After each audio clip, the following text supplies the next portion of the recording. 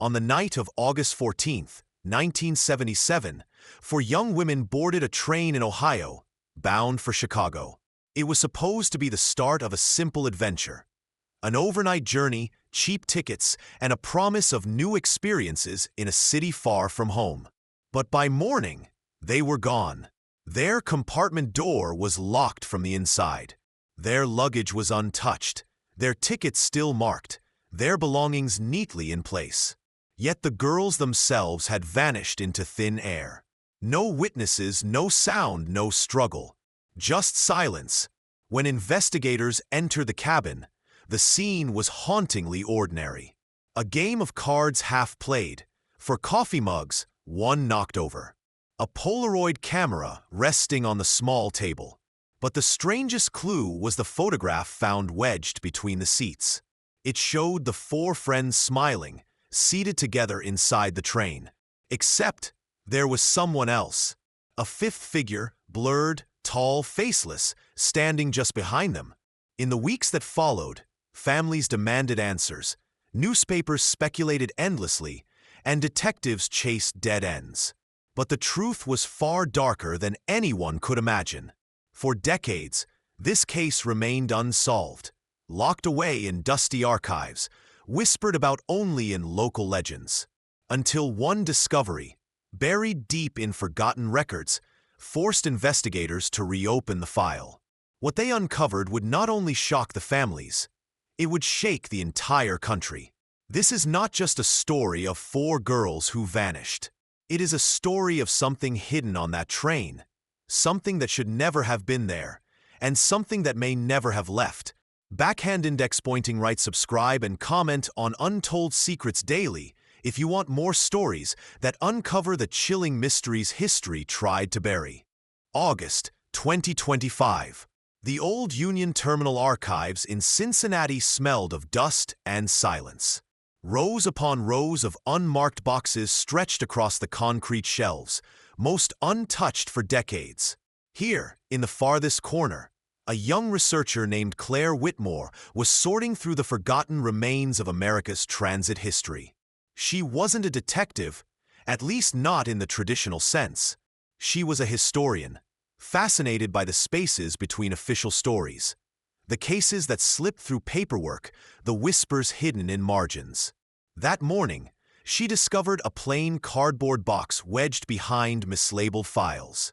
No barcode, no catalog entry, only two faded words scrawled in red marker. Car 6 hold.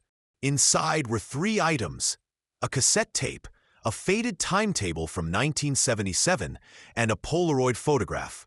The photograph was fragile, its edges curled from age. It showed four young women seated at a train table, their faces smiling but their eyes oddly fixed, as if on something just outside the frame. And behind them, faint but visible, was the shadow of a fifth figure. Claire froze. She had read local legends about the missing girls of 1977, but she'd assumed they were just myths, urban folklore stitched together over years of speculation. Yet here it was, physical evidence sealed in time. She played the cassette on an old recorder she kept for archival work. The tape hissed, then a voice whispered through static. "We're not in the train anymore." The voice was female, young, terrified. Her pulse quickened. This wasn't just a rumor. This was the first real piece of evidence in decades. She realized she was holding the key to a mystery America had long forgotten. A mystery that was about to demand answers once again.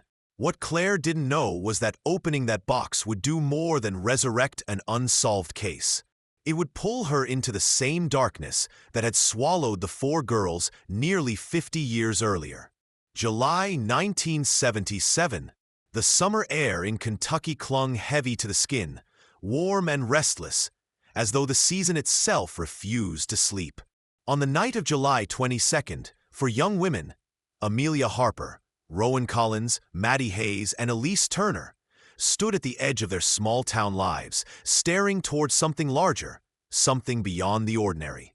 For months, they had whispered about leaving, not forever, but just long enough to feel like the world was bigger than what surrounded them. And now, their plan was finally alive. They were 17, graduates of Fort Wright High School, bound together by childhood memories and unshakable loyalty. Each girl was distinct, but together they were known simply as the Four, inseparable to the point of legend. Amelia, thoughtful and soft-spoken, carried a leather-bound diary she treated as scripture. Rowan, brash and quick-witted, lived like the world owed her no explanation. Her father ran a bait shop, and her mother had left years earlier, leaving Rowan with an independence that sometimes felt like armor. Maddie, forever behind a camera, captured every fleeting moment with her beloved Polaroid. She rarely appeared in her own photographs, as if she belonged behind the lens rather than in front of it. Elise, the practical one, carried pens, a half-read paperback, and a steady laugh that held the group together when nerves frayed. They had promised each other during their sophomore year that they would take a trip once school ended. No parents, no curfews, no familiar roads. Just one night away, one train ride to freedom.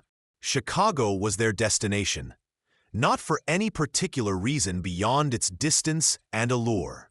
The 11:07 p.m. sleeper train offered cheap tickets and a cabin they could share. For them, it wasn't rebellion, it was a statement, a single chapter of youth written outside the margins of routine. That evening, Amelia's car rattled down the narrow roads toward Union Terminal. Rowan claimed the passenger seat, her feet on the dashboard, chewing gum as though it were an act of defiance. Maddie, in the back, snapped Polaroids of every passing street lamp, capturing the glow on their faces in blurred flashes. Elise carried a small bag of licorice and a nervous glance at her watch. "We're going to be late," she muttered. Rowan smirked. "Trains don't leave without us." The Union Terminal loomed ahead, a relic of another era. Its Art Deco mosaics were faded, its grand ceiling echoing more with silence than bustle. But to the girls, the station was perfect, a gateway to possibility. They laughed as they crossed the platform, their voices bouncing against the old stone walls. Maddie paused to snap another picture, whispering something about liminal spaces deserving love. Amelia pulled her diary close, as though recording this moment mattered as much as living it. None of them noticed the man seated in the shadows of the platform. His coat was too heavy for July, his face hidden by flickering lights. He watched them quietly, unblinking, as the mournful horn of the 11:07 rolled into the station. The train groaned as it pulled into Union Terminal, steel wheels shrieking against the tracks. The 11:07 sleeper was far from glamorous, its paint dulled by decades, its windows fogged with age. But to the four girls, it might as well have been a portal. The conductor, a tired man with a clipped tone, barely looked up as he punched their tickets. "Carriage 6, he muttered. "Compartment 6B. Stay seated while in motion. Cafeteria closes at 1. His words carried no warmth, only procedure. Carriage 6 felt strangely separate from the rest of the train. Its corridor lights flickered more often, casting uneven shadows that stretched and twisted across the narrow vinyl floors. The air was colder than the summer night outside, a sharpness that clung to their skin. Still, the girls laughed it off, dragging their bags into compartment 6B, a modest space with bunks stacked against the wall, a fold-down table, and a small window that looked out onto the darkened tracks. Maddie wasted no time. "Before we make a mess," she said, pulling out her Polaroid. One picture. The flash burst inside the tiny cabin, blinding for a second. The photograph slid out, color slowly bleeding into shape. She held it up, frowning. "Wait, does anyone see that?" Amelia leaned closer. "See what?" Maddie hesitated. "A shadow. Right here, behind us." Rowan laughed. "Probably my hair." Elise shook her head. "It doesn't look like hair." Maddie slipped the photo into her jacket pocket without another word. By midnight, the train had picked up speed, its rhythm a steady clatter of wheels on steel. Maddie curled into the top bunk with her headphones, already drifting towards sleep. Elise sat opposite with her book, the weak bulb above her flickering as though it fought to stay alive. Rowan rummaged through Maddie's camera bag for extra film, muttering about her terrible organization. Amelia stared out the window, chin resting on her palm. Darkness pressed hard against the glass, endless and suffocating. For a brief moment, she thought she saw a light flicker in the distance, like a lantern swaying between trees. But there were no trees here, only miles of empty track cutting through farmland. She pressed her hand to the window. It was freezing, unnaturally so. "Did anyone else see that?" she asked quietly. Rowan looked up. "See what?" Amelia hesitated, then shook her head. "Nothing." At 12:13 a.m., the lights in the compartment dimmed for a second before returning brighter than before. Maddie stirred in her sleep. Elise sighed, closing her book.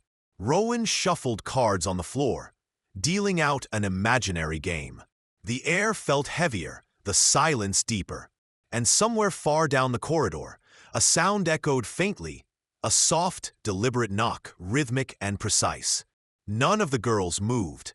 At 12:42 a.m., the steady clatter of the train slowed as it cut through a stretch of forest. The night outside was pitch black, broken only by the brief flashes of moonlight on metal tracks. Inside compartment 6B, the atmosphere had shifted. The laughter was gone. The four girls sat in uneasy silence, as though each of them sensed something they couldn't name.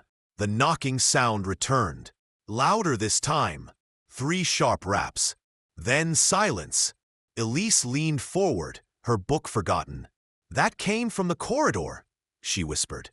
Rowan stood, bold as ever, and slid the door open. The hallway stretched empty in both directions, lit only by weak ceiling bulbs. Nothing moved. No footsteps. No voices. Just the hum of the train.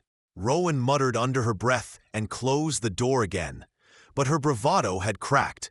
Her hands trembled. At 1:03 a.m., the conductor stopped outside their door. He knocked once briskly. "Tickets ready for inspection," he called. Elise frowned. "We already gave him our tickets." Rowan slid the door open again. The corridor was empty. No conductor. Only cold air spilling in, sharp enough to sting her face. Maddie reached for her Polaroid, snapping a quick shot of the hallway. The photo developed slowly, colors bleeding into shape. When the image cleared, her face drained of color. The corridor appeared normal, except for a figure at the far end. Tall, faceless, standing perfectly still. Panic spread quickly.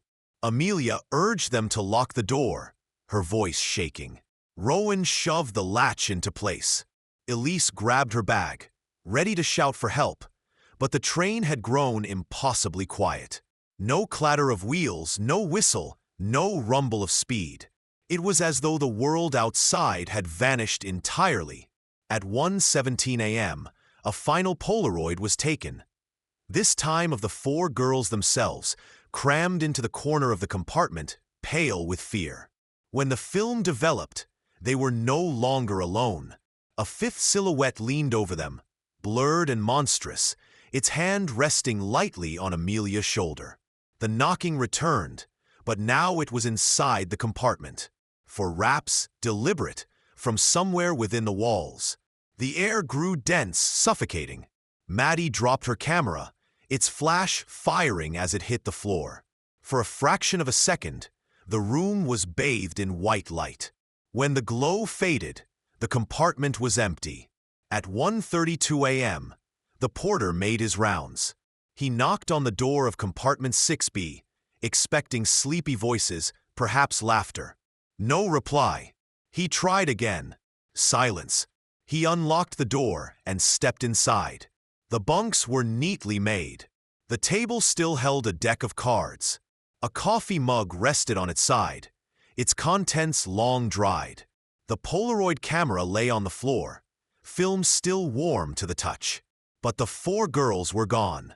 By dawn, the train pulled into Chicago's Union Station. Passengers disembarked with yawns and suitcases, but compartment 6B remained eerily silent. The porter, uneasy from his midnight round, alerted authorities. Within hours, the platform swarmed with uniformed officers, reporters, and whispers that spread faster than fact. The door to 6B was sealed off, but not before word leaked. For young women had vanished into thin air. Detective Samuel Ashford, 39 years old with a decade of unsolved cases behind him, was assigned lead investigator. Known for his methodical approach and refusal to indulge in superstition, Ashford entered the compartment at 10:15 a.m. He found order where there should have been chaos. No overturned luggage, no signs of struggle, no broken locks. Only the Polaroid camera, its strap frayed, and a single developed photograph left on the seat. The photo showed the four girls huddled close, faces drained of color. Behind them, a blurred fifth figure loomed. Ashford dismissed it at first as a camera fault. Light distortion, overlapping exposure. But the detail of the hand resting on Amelia's shoulder unsettled even him. He bagged the camera and photo as evidence. Meanwhile, the families arrived in waves of panic. Mothers clutched each other in the waiting area. Fathers demanded answers from indifferent railway officials. Maddie's brother swore he had received a phone call at 2 a.m., a whispering voice saying his name before the line went dead. Elisa's mother insisted her daughter's watch, recovered from the compartment, had stopped at exactly 1:32 a.m. Rowan's uncle, a former railway worker, muttered that Carriage 6 had been taken out of service years earlier and wasn't supposed to exist on the 11:07 at all. Ashford pressed for witness statements. The conductor claimed he never knocked on their door after departure, contradicting the porter's memory of ticket inspection. Other passengers reported hearing faint knocks echoing through the carriage around 1 a.m., but no one saw movement. A young boy described a tall man without a face, standing near the end of the corridor. His parents hushed him quickly, embarrassed. Back at headquarters, Ashford examined the camera. The film roll contained 6 exposures. 4 were standard snapshots of the girls laughing, the station, and their seats. The 5th was the hallway, empty except for the faint silhouette at the far end. The 6th was the most disturbing, the final shot of the girls with the shadow among them. His forensic team confirmed no tampering. The cassette tape from the compartment recorder was next. Static filled the first minute, then a faint voice emerged. "We're not in the train anymore." Ashford replayed it 5 times, each time more unsettled. The press exploded with headlines. "For girls lost in locked train carriage," "Phantom passenger at Union Station," "Families demand federal investigation."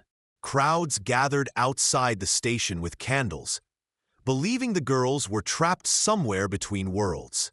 Ashford remained steady. "Every mystery has an explanation," he told reporters. Yet in private, staring at the Polaroid's 5th figure, his confidence wavered. This was no ordinary disappearance, and the deeper he dug, the more he realized the case was already pulling him somewhere he might not escape. Detective Ashford's investigation into Carriage 6 quickly ran into contradictions. Official railway documents listed only 5 active carriages on the 11:07 Ohio to Chicago line. Yet passengers, porters, and even the conductor swore that the 4 girls had been assigned seats in Carriage 6. When Ashford requested maintenance logs, the railway's central office insisted the 6th carriage had been decommissioned in 1974 and sold for scrap. How does a retired carriage reappear 3 years later? Ashford muttered in his office, staring at the conflicting reports. His unease deepened when he received a quiet tip from a retired rail engineer named Harold Wexler. Meeting in a dimly lit diner, Wexler admitted that Carriage 6 had never been a normal passenger car. It was part of an experimental project, funded quietly by federal grants in the 1960s. The purpose, Wexler whispered, was never officially explained to staff, But rumors spread. Containment experiments, electromagnetic shielding, even time displacement tests. That carriage, Wexler said, voice low, wasn't supposed to be on the rails. If it showed up in '77, someone made sure it did. Ashford pressed for details, but Wexler refused to say more. Days later, the engineer was found dead in his home. The cause officially ruled a heart attack. Ashford didn't believe it. Searching further, Ashford uncovered blueprints buried in the city archives. The plans for Carriage 6 showed walls thicker than standard design, an unusual grid of copper wiring beneath the floors, and something marked only as observation window, though no windows were present in the actual compartment. More disturbing still, faint notes scrawled in the margins warned, "Do not exceed 40 minutes occupancy." Meanwhile, evidence from the crime scene became stranger. Forensic teams swore the Polaroid paper stock used by Maddie had not been manufactured until 1981, 4 years after the disappearance. The cassette tape contained not only the girl's terrified whisper, but also an unexplained low-frequency hum, similar to recordings made near experimental electromagnetic fields. Families demanded answers, but railway officials denied everything. Clerical errors, they insisted. Misinformation. Yet Ashford couldn't shake the testimonies. A janitor who had worked night shifts at Union Terminal claimed he'd seen Carriage 6 before. "It was always colder," he recalled, shivering at the memory. "And sometimes, when you passed it, the windows showed people who weren't really there." The deeper Ashford dug, the clearer it became. Carriage 6 was never meant to carry passengers. It was a relic of a hidden program, something abandoned but not destroyed. Someone had placed the 4 young women inside it, deliberately or by design, and now the carriage itself seemed to erase the evidence of their presence. By August, rumors spread that the FBI had quietly intervened. Files were redacted, witnesses silenced, and Carriage 6 vanished from the train yard overnight. But Ashford had already seen enough to know the truth. This was no accident. The girls had not disappeared into thin air. They had been taken by whatever force lived inside the walls of Carriage 6. By September 1977, the investigation had taken a darker turn. Detective Ashford, once grounded in logic, now found himself chasing fragments of reality that defied explanation. Each new clue pulled him deeper into something that felt less like a police inquiry and more like a descent into the unknown. It began with the Polaroids. After the initial 6 exposures, the lab developed 3 more from the roll. But these photos should not have existed. The negatives showed no chemical origin. The images, however, were clear. One showed the 4 girls sitting at a table, but their faces were obscured by static-like blurs. Another showed the compartment door wide open, though no one recalled leaving it unlocked. The last was the most unsettling. It depicted Detective Ashford himself, seated in the compartment, his face frozen mid-expression. Yet he had never set foot in Carriage 6 until the morning after the disappearance. Then came the journals. Amelia's diary was recovered from beneath a bunk. At first, it read like ordinary teenage musings, dreams, fears, playful notes about the trip. But the final entry, written in shaky, frantic strokes, read, "We're still here. The walls hum. We're not in the train anymore." At the same time, families began experiencing disturbances. Maddie's mother reported finding Polaroid photos scattered across her kitchen floor. Images of her daughter, taken in places she had never been. Elisa's younger brother drew pictures of trains he had never seen, each sketch showing Carriage 6 with an extra set of shadowy passengers staring out the windows. Rowan's father woke one night to knocking sounds inside the walls of his house. When he pulled away the paneling, he found nothing but an icy draft that smelled faintly of ozone. Ashford, increasingly sleepless, began hearing the same knocks in his own home, always in sets of 3, always between midnight and 1 a.m. One night, He awoke to find a Polaroid lying on his nightstand. It showed his own living room. But in the photo, he was not alone. A tall, faceless silhouette stood just behind him. The FBI's quiet involvement only heightened the tension. Case files vanished from Ashford's desk overnight. Witness statements were redacted until they were meaningless. A supervisor warned him bluntly, "Leave it. This isn't your case anymore." But Ashford couldn't. The mystery was no longer professional. It was personal. Every clue, every photograph, every knock seemed to tie him closer to the fate of the missing girls. By winter, rumors claimed Carriage 6 had been spotted again, this time attached to a freight line in Indiana. Workers described the same unnatural cold, the same faulty lights. When approached, the carriage was empty, but in the distance, they swore they heard voices echoing through the steel. Ashford drove out to investigate. Arriving just before dawn, the carriage was gone. In its place lay a single Polaroid photo pinned beneath a rock. It showed the four girls, standing together in a forest clearing, alive but distant. Their eyes stared directly at the lens. A fifth shadow loomed behind them. December 3rd, 1977. The night was bitterly cold when Detective Ashford received the anonymous call. A voice, low and distorted, whispered only 3 words. "It's back." "Tonight."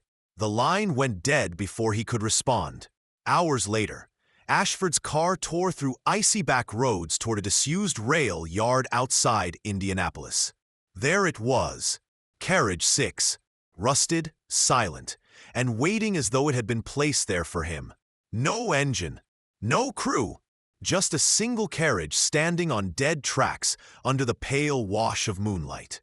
Ashford approached cautiously, revolver in hand, breath clouding the air. The steel door creaked as he forced it open. Inside, the carriage smelled of ozone and damp paper. The lights flickered weakly, though the car had no power supply. At the far end, compartment 6B stood open, as though inviting him in. He stepped inside. The bunks were perfectly made. The table was set for 4. On it lay a fresh Polaroid camera, film still warm. Ashford lifted the photo on top. His blood froze. It was a picture of himself, standing exactly where he now stood, camera in hand. The air thickened. A low hum filled the walls, vibrating the floor beneath his boots. Then came the knocking, 3 sharp raps, this time from inside the compartment. Ashford spun, revolver raised, but the door slammed shut behind him. The temperature plummeted. His breath came in frantic clouds as shadows stretched unnaturally across the walls. And then he saw them, Amelia, Rowan, Maddie, and Elise, huddled together in the corner, their faces pale but alive. Their mouths moved, but no sound came. Ashford rushed forward. "Hold on, I'll get you out." But as he reached for them, the girls dissolved into static, their outlines flickering like broken film. From the corner, something emerged. The fifth figure, tall, faceless. Its form rippled like smoke, yet its presence was suffocatingly real. It reached out, one elongated hand brushing Ashford's shoulder. The camera on the table clicked, spitting out another photo. Ashford grabbed it with trembling hands. The image showed him seated with the 4 girls, his face frozen in terror, the faceless figure looming behind them. The walls shook violently, the hum rising into a deafening roar. Ashford fired his revolver, the shots echoing uselessly into the void. The figure did not flinch. Instead, it leaned closer, its voice a whisper that filled the entire room. "One must stay." The light burst, blinding and absolute. When it faded, the compartment was empty. The next morning, railway workers found Carriage 6 abandoned on the tracks. Inside compartment 6B, the bunks were untouched. The revolver lay on the floor, 3 shells spent. And on the table, a single Polaroid photograph. Detective Ashford, seated among 4 young women, all staring silently at the camera. August 2025. Nearly 5 decades had passed since the disappearance of Amelia, Rowan, Maddie, Elise, and the detective who went looking for them. The case had become folklore, an urban legend passed down in hushed tones, a ghost story told by railway workers on sleepless nights. Officially, the file was marked unsolved, presumed dead. But truth rarely stays buried forever. In a quiet corner of the National Archives, Claire Whitmore, the same historian who had stumbled upon the forgotten evidence months earlier, received a shipment of unprocessed boxes. Most contained dusty schedules, ticket stubs, and promotional posters. One box, however, carried no label, only a faint red marking, Car 6B. Inside, she found a stack of Polaroids, sealed in an envelope yellowed with age.